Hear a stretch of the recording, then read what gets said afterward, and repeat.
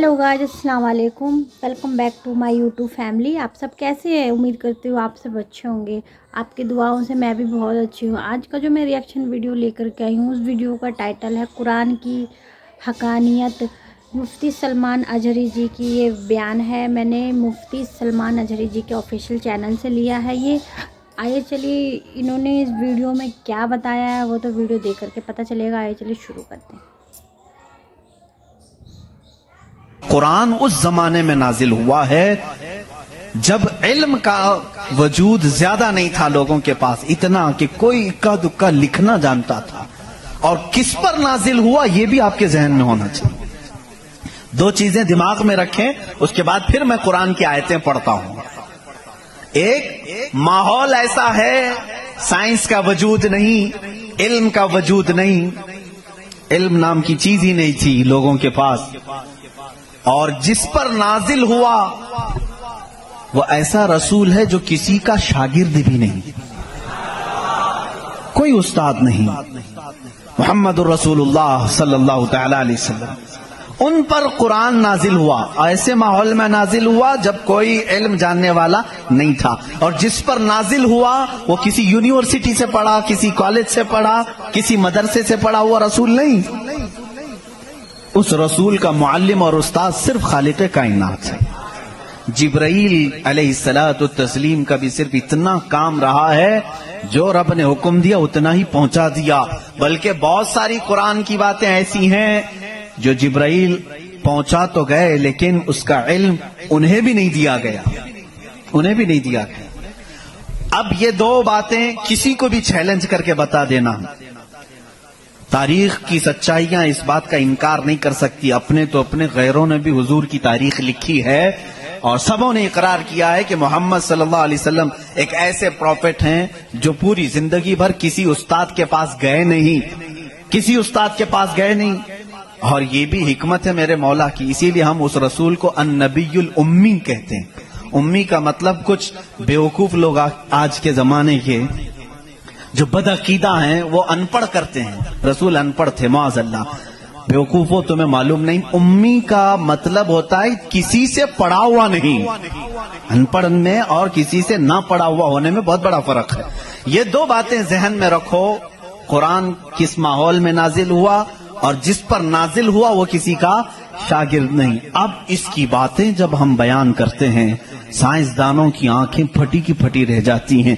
वो कुरान बयान कर रहा है, इन्न फी खल्क़िस समावाति वल अर्दि लआयाति लिउलिल अलबाब, बेशक ये जमीन की पैदाइश में, आसमानों की पैदाइश में बड़ी मेरी निशानियां हैं।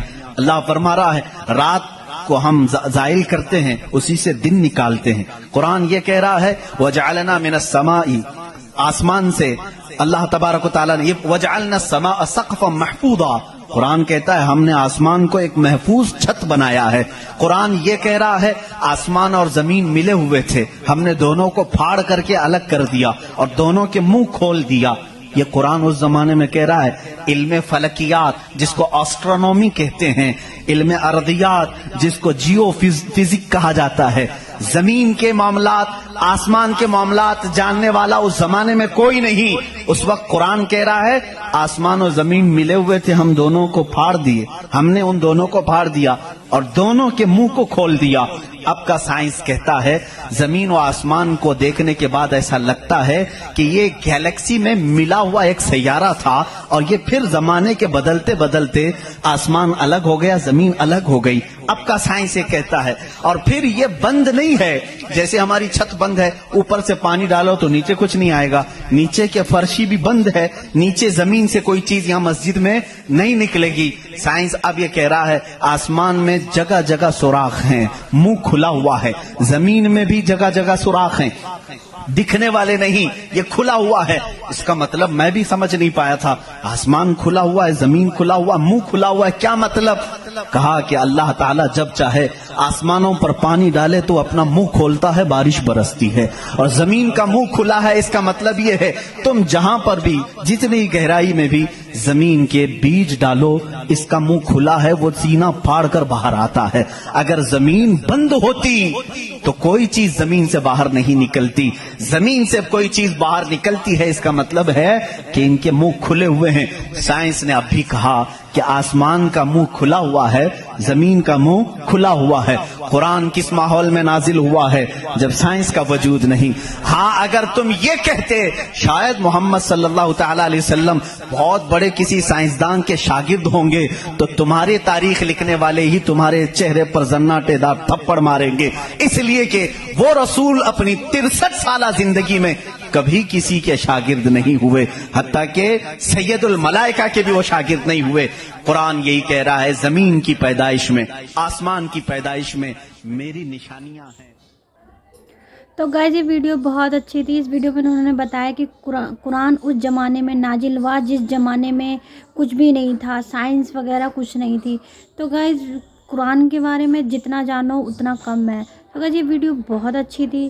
اس ویڈیو میں انہوں نے بتایا کہ لوگ طرح طرح کی باتیں بھی کرتے تھے کہ آسمان کا منہ کھلا ہے، دھرتی کا منہ کھلا ہے، اور یہ صحیح بات ہے، آسمان کا منہ کھلا ہے۔ اللہ پاک نے جب چاہے بارش دیتے، دھرتی کا منہ کھلا رہتا ہے تو کم سے کم بیج بوتے ہیں، اس سے پودے تو اگتے ہیں۔ جب تک منہ نہیں کھلا ہوگا اس میں بیج نہیں ڈال سکتے، بیج ڈالیں گے تبھی تو پودے نکلتے ہیں۔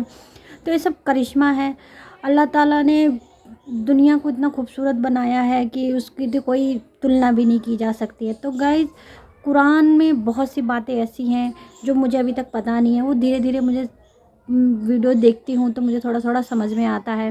تو گائز یہ ویڈیو بہت اچھی تھی۔ آپ کو کیسی لگی یہ ویڈیو مجھے کمنٹ باکس میں ضرور بتائیے گا۔ اگر آپ کو میری ویڈیو اچھی لگتی ہے تو پلیز میرے چینل کو سبسکرائب کر دیجئے، مجھے سپورٹ کر دیجئے تاکہ میں اسی طریقے کی ویڈیو آپ کے لیے اور لا سکوں۔